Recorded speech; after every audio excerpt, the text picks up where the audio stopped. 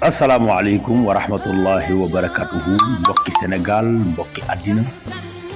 mbokki jullit yëpp tabarakallahu bis bi xool yëpp tooy nañ tabarakallahu ci sëriñ Abdoul Aziz Al Amine mi nga xamante ni ci ndigalu mag ñi tabarakallahu la tege woon ci xadara Cheikh Seydil Hadji Malick Sy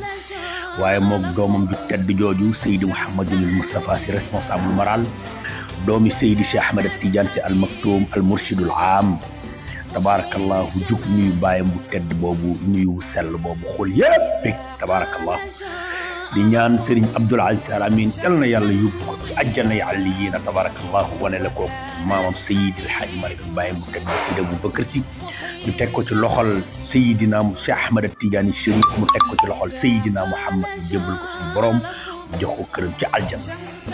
waaye tabarakallahu di ñaanal Seydi Mouhamadinil Moustapha Sy responsable moral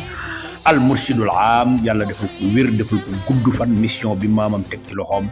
yàlla defal ko mu yëggale ko ak jàmm ak salaam waaye bis bii daal mbokk yi wallahi xol yëpp tooy nañ